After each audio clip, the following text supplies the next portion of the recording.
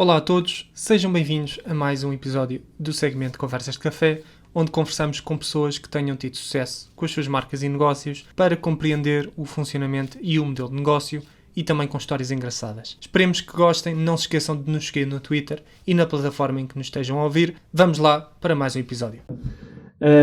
Olá a todos, sejam bem-vindos a mais um episódio aqui das Conversas de Café dos Jardins Ecléticos. Hoje estamos aqui acompanhados do Manuel, que é CEO da Enline.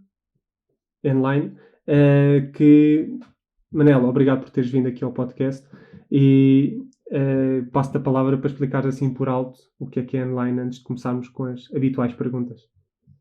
Antes de mais, muito obrigado pelo convite, é um gosto estar aqui com vocês.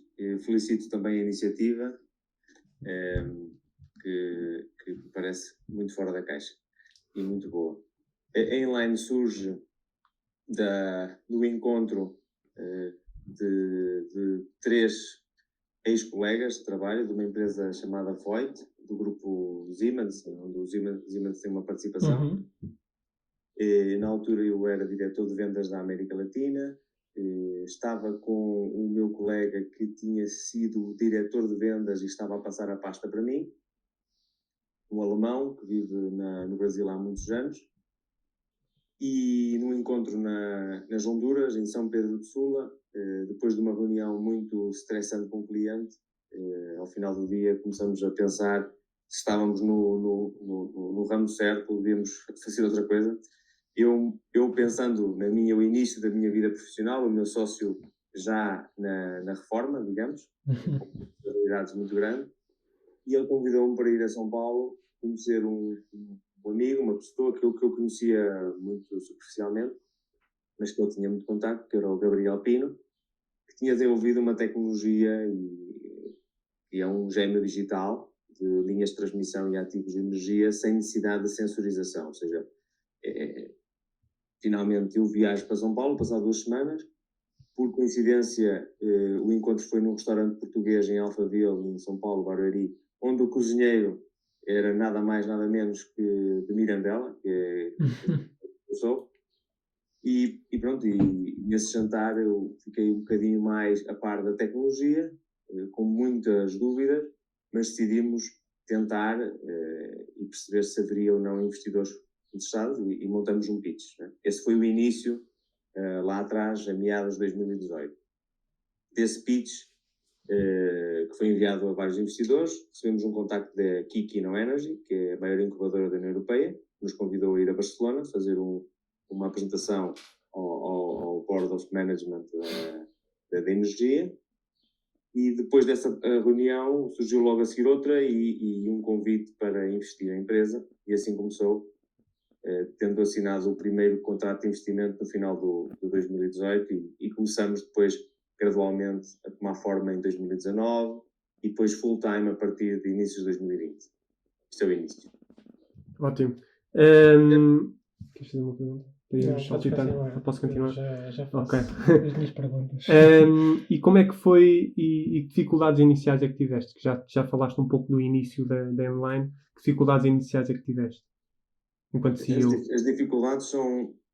Eu começo como CMO de marketing e vendas. Neste momento o meu sócio CEO, Werner, está num processo de reforma, então estamos a reestruturar a empresa. Tenho esta posição recente há poucas semanas, mas de qualquer das maneiras as dificuldades como digamos, empreendedor acho que são iguais em todo lado, seja a vender software, sejam a vender raquetes, ou sejam a vender botijas de gás, ou o que seja. Primeiro, é preciso ter muita perseverança e muita resiliência e ter muito claro onde é que nós queremos chegar. Passar por muitas marés difíceis, muita dificuldade, e acho que as maiores dificuldades são claramente que um investidor, caso seja necessário, acredite no projeto, e acho que hoje em dia há demasiadas ideias boas, existe excesso de dinheiro no mercado, mas existem poucas pessoas dedicadas que realmente possam fazer com que esse projeto seja um sucesso. Porque eu costumo dizer muitas vezes que para atingir o sucesso não é preciso ter uma ideia fora de série, basta ter uma equipa extremamente dedicada. Podemos ir vender meias para a rua e podemos fazer um mega negócio se a equipa for boa. Não é preciso ir vender digamos, soluções altamente tecnológicas. Isso é o primeiro. O segundo é manter o equilíbrio entre os sócios fundadores de uma maneira que cada um saiba o que é que faz. Não haver sobreposições de responsabilidades. De ter claramente fronteiras definidas, responsabilidades definidas e ter comunicação constante.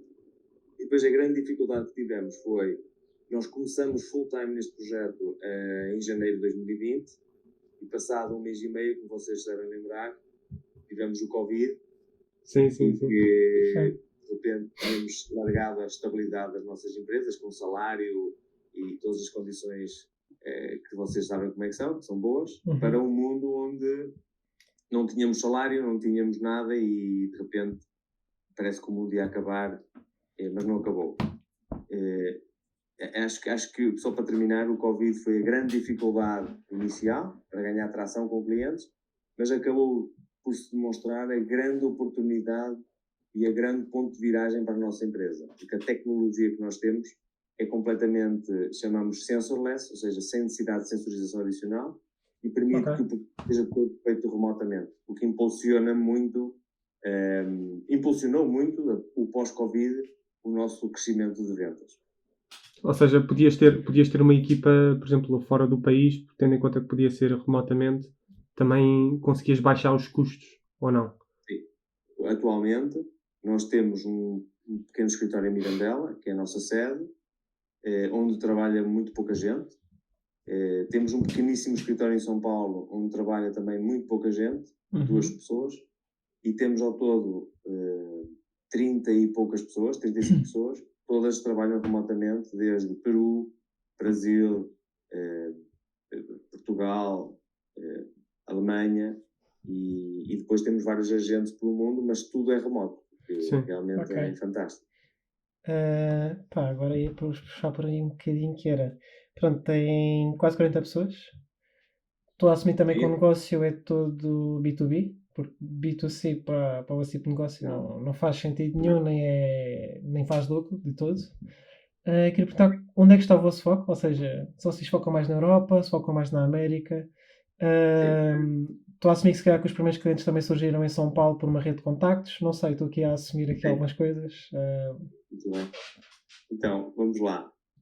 O que nós temos é um conjunto de softwares com propriedade intelectual da Enline, desenvolvidos totalmente por nós, nossa equipa, que permitem criar o gêmeo digital de ativos de energia. Nós começamos por linhas de transmissão e distribuição, mas também trabalhamos com transformadores e equipamentos agora mais recentemente na área da geração de energia, eólico, solar, hidroelétrico, mas também fontes não renováveis, e também com a indústria, ou seja, fábricas e equipamentos pesados que consumem energia, existem em todas as fábricas, e grandes consumidores como minas, onde temos um cliente na América Latina que é uma mineira.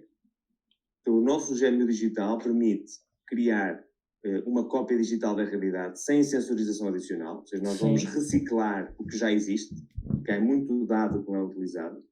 Vamos criar, através de modelos finitos, uma rede muito fina de cada ativo, onde em cada nó vamos colocar todas as fórmulas físicas e matemáticas e vamos ter isso na nuvem, interagir com as variáveis dinâmicas, que seja clima e outra sensórica que exista, desde sensórica de temperatura, de equipamento, vibrações, dados elétricos, etc. E vamos ter um pleno conhecimento do que está a acontecer em tempo real e preditivo no equipamento, podendo ajudar a prever falhas, gerir riscos, poder aumentar a capacidade de transporte de energia, reduzir perdas, otimizar projetos. Então é um grande mundo que nós estamos. O interessante aqui é que nós somos a única empresa no mundo a fazer este tipo de... ou seja, a implementar esta tecnologia. Ou seja, até à data, nenhuma empresa tem uma tecnologia que permita fazer o que nós fazemos sem sensorização e 100% remoto. Okay? Agora, como é que nós começamos? Nós começamos pela América Latina. Eu estive imigrado no Peru muitos anos, 12 anos. Acabei por casar com uma peruana. É o problema de estar muito tempo sítio, né? Não estou a brincar. E tivemos um bebê agora há pouco tempo. Vivemos mais de metade do ano em Portugal e depois vamos para o Peru quando começa a fazer frio aqui. E por essa razão, nessa altura, eu vivia 100% do tempo lá. Eu tinha sido diretor de vendas da América Latina e comecei a bater à porta dos conhecidos e amigos, como devem imaginar. Sim, sim. Pronto. E começamos na América Latina a bater à porta a empresas conhecidas de geração, de transmissão, de distribuição. Fizemos um primeiro, digamos, um conjunto de clientes, um pipeline de contratos na América Latina. Depois fomos saltando para a Europa para trabalhar com transmissoras na Alemanha, Áustria, Espanha e agora o último em Portugal, que já estamos a trabalhar com a REN e com algumas empresas como geradoras de energia, como a Finerge, CJR, consultoras de engenharia também, e fomos crescendo gradualmente, não é? Passa a bola novamente. E por acaso, como tu já disseste, tiveste várias experiências antes de começar com a online, e tendo em conta essas experiências que tiveste antes da online, o que é que tu gostavas de ter dito, e tendo agora já quase 5 anos de online, o que é que gostavas de ter dito a ti próprio no início da online? Boa. Eu quando decidi dedicar tempo ao projeto, eu comecei por pensar quanto tempo demoraria a que este projeto pudesse dar condições razoáveis de salário à equipa, né? E fizemos algumas contas, fizemos muitas reuniões de reflexão, reuniões de estratégia e pronto, e fizemos um plano e pensamos o seguinte, olha, pronto, nós na altura todos nós estávamos com contratos com empresas grandes, com condições, boas, e pensamos assim, há dois cenários, ou ficamos neste conforto e talvez quando tenhamos 50 ou 60 anos vamos nos arrepender de não ter tentado, ou vamos dar o salto e o pior que pode passar é que a empresa não dê nada e pelo menos há uma casa para onde ir, há sopa na mesa e uma cama para dormir. Ou seja, este é o princípio. Pensando assim, dissemos, vamos tentar. Mas tentamos, não nos lançamos à piscina sem água. Ou seja, lançamos à piscina com condições mínimas de salário, condições muito, muito básicas. E pensamos sempre em ter objetivos definidos e revisão dos objetivos a cada 6 meses, para perceber se a empresa iria ou não no caminho certo. Eu acho que aquilo que eu posso dizer sobre o que é que eu faria igual ou diferente era, obviamente, acho que tomei a decisão certa, eu e os meus sócios. É preciso arriscar, as coisas não caem do céu, mas também é preciso planificar, tendo em conta todas as dificuldades que existem para uma startup que não tem provas dadas e que não tem clientes. Nós estamos num ambiente onde toda a gente fala de inovação, mas finalmente as grandes empresas que tomam a inovação, muitas delas não querem ser os pioneiros. Então há uma luta inicial de conseguir referências e contratos que é muito desgastante, mas é preciso tentar e tentar e tentar. E talvez no mesmo cliente tentar com outras pessoas e outras estratégias. Ótimo. Ok, pronto, eu se calhar posso fazer aqui uma pergunta que se calhar pode ser um bocadinho ofensiva, mas é mesmo por pura curiosidade. O objetivo da Online é mesmo crescer e implementar isso no mercado a nível global, diria? Ou é como algumas startups que fazem, que é vamos crescer o suficiente e depois vamos passar a bola a alguém e vendemos a empresa? Isto aqui... Há dois tipos de startups, muitas vezes. Sim, eu no primeiro não acho nada ofensivo. Pergunta, acho muito interessante. Nós não temos nenhuma ideia de vender. Já tivemos algumas aproximações de empresas que nos perguntaram sobre entrada e compra de participação. Nós, pelo contrário, nunca quisemos. Fomos fazendo rounds de financiamento. Fizemos uma pre-seed, seed e agora vamos fazer uma série A. Mas sempre numa lógica de trabalhar com parceiros que trazem valor, não só dinheiro, mas valor. Nós temos muito para crescer, muito. Sim. Não faz parte do nosso plano vender a empresa. Não temos nenhuma necessidade. E outra coisa, nós já que entramos no jogo, vamos jogar até aos 90 minutos, até ao final Gostei. ganhando ou perdendo. Pergunto porque pronto, eu já trabalhei numa startup em estágio durante a faculdade e o COO dizia-me completamente aberto a dizer que a empresa era para vender eventualmente. E então. Foi vendido.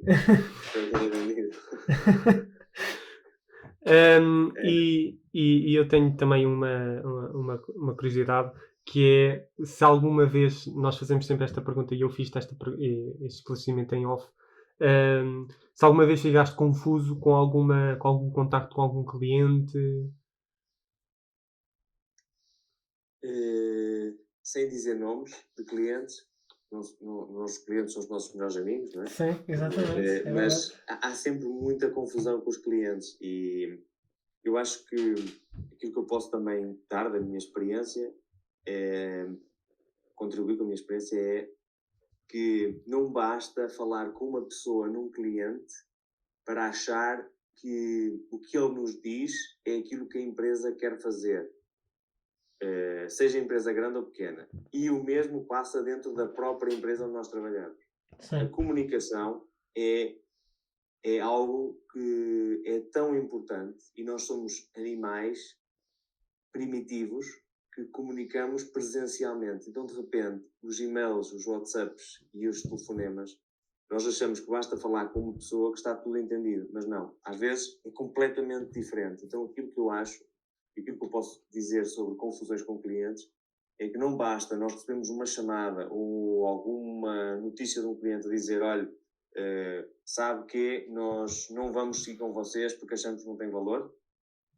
Se vocês receberem isso, talvez muita gente diga: ok, next, venha ao próximo, mas não, é preciso parar e perceber quem é este cliente, quem é esta pessoa com quem eu estou a falar, porque é que ele diz isto, porque pode simplesmente ser um detrator, por a razão que seja, não quer, ou simplesmente porque não quer ter trabalho, muitas vezes é isso. Mas é preciso arranjar de uma forma inteligente outra via para conseguir perceber se realmente essa sentença, digamos, é correta ou não. Então, eu acho que sobre surpresas com o cliente, muito do que eu trabalho hoje é isto, é receber notícias ou positivas de que vou ter um contrato, ou negativas, e no final é completamente o oposto. Sim. Então, isto aplica-se a todos. E internamente na empresa também. Ok, gostei. Da minha parte, acho que está tudo não tenho aqui mais questões. Eu ainda tenho uma última questão, que já falámos sobre as dificuldades iniciais, sobre o que é que tu gostavas de ter dito a ti próprio, e que skills é que tu tiveste de aprender ou aperfeiçoar no início da N-Line, enquanto co-founder? Pronto. O que é que eu tive que aperfeiçoar? Eu sou engenheiro civil, estudei, especializei-me em hidráulica, depois fiz a minha parte da minha carreira na área de energia, hidroelétrica principalmente, concessões, depois na parte de hidrogeração, a vender equipamentos, mas eu não sou de todo um especialista de sistemas de potência, ou seja, de gerir eletrotécnica, nem tão pouco de software, ok? Não sei programar sequer nada, zero. Então, há aqui um mundo gigante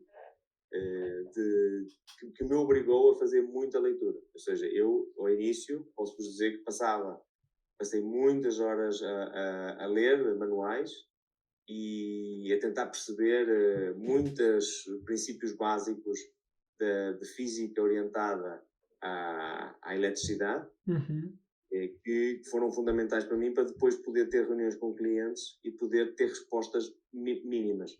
Porque imaginem o que é um diretor de vendas ir a uma reunião com um cliente e estar a falar de X tópicos sem ter a menor noção de princípios físicos por trás. Então essa foi algo que me obrigou muito a aprender. O segundo que aprendi mais foi sobre o funding, o financiamento de startups. É uma realidade, é um mundo à parte, onde há muito dinheiro, mas depois há muita seleção E também depende muito a equipa, novamente, acho que já disse isto no início, a equipa é fundamental, convence, é preciso ter seniority, ou seja, senioridade na equipa. Então para nós, a nossa equipa era muito interessante, porque tínhamos o Werner Lacher com 70 anos, 50 anos de experiência, tínhamos o Gabriel com 28 anos, com muito pouca experiência, eu tinha 30 e poucos anos também com alguma experiência, mas não o suficiente, então foi um equilíbrio muito interessante e aprendi muito sobre rounds, sobre como é que funciona, sobre a velocidade, o momento para fechar. Acho que foram os dois temas principais que eu aprendi nesta experiência. Ótimo. Tens alguma questão? Vou ter, mas não podem ser feitas aqui em chamada. Acho que não é muito conveniente. E eu tenho uma última questão. Como é que a online é profitable? Manel, entre parênteses, é aquilo que eu te disse no início. Se esta questão não puder ser respondida por uma questão de segredo de negócio. Sim, pode, não há problema nenhum. Vamos lá. Nós, 2019, ainda estávamos a trabalhar part-time, a montar as coisas básicas, não vendemos nada. Depois dedicamos full-time em 2020. 2020 foi um ano negativo. Gastamos muito mais, né? Tivemos o Covid, mas já fizemos as primeiras vendas. Fizemos, salvo 15 mil euros de vendas, num contrato de 60 mil. Depois de 2021, subimos para algo de 70 mil, salvo de vendas. Depois de 2022, já fechamos com vendas de 400 mil euros, vendas, ou seja, revenues. Sim. E order intake, não me lembro como é que se diz em português, mas é tipo contratado, não é? Sim, está em portfólio para... De 1 milhão e pico. Este ano levamos, hoje, não é? 3 de junho, levamos de order intake à volta de 3 a 4 milhões, este ano. E levamos de faturação, digamos, confirmada, à volta de 1,5 milhão de euros, ok? Então, temos crescido. Para responder à pergunta se somos rentáveis ou não, o ano passado tivemos o primeiro ano de EBITDA positivo, ok? E isso é muito raro. Numa startup, normalmente, são precisos 5 a 6 anos para atingir o break-even, né? Ter lucro, atingir o break-even. Temos feito uma gestão das despesas muito cuidada. Os sócios fundadores têm os menores salários da empresa até hoje, ok? E muitas vezes deixam de cobrar o salário para garantir que a caixa tem dinheiro e depois cobram quando houver dinheiro. Então, esta predisposição e estes esforços fazem com que a empresa já esteja no campo do EBITDA positivo, mas nós agora, com o futuro, vamos ter que reforçar a planilha, não é? Os quadros da empresa, melhorar salários, fazer um crescimento e tudo mais, normal. Mas acho que é muito importante, e se eu também puder dar uma mensagem para todos os empreendedores, não criem elefantes brancos sem pelo menos ter terra onde pisar. Porque depois é um grande fugazi, como se diz, né? Ou seja, é tudo fumo. Então é preciso ir pisando e melhorando condições gradualmente, porque senão depois a caixa rebenta. E o dinheiro é volátil. Pois é. Parece. Sim. Certíssimo. Olha, Manel, muito obrigado por teres vindo aqui ao podcast. Obrigado. Esta última parte de não criem elefantes brancos e garantam que tenham terra para onde pisar, isso por acaso foi uma expressão que agora vai-me ficar na cabeça. Muito obrigado pela disponibilidade e vamos deixar todos os links em relação tanto ao Manel como à online na descrição e obrigado mais uma vez e abraço. Obrigado e um bom fim de semana. Um bom fim de semana. Portanto, malta, espero que tenham gostado de mais um episódio do nosso segmento Conversas de Café. Os links que foram mencionados durante o episódio estarão na descrição. Sigam-nos na plataforma em que nos estiverem a ouvir e vemo-nos para a próxima.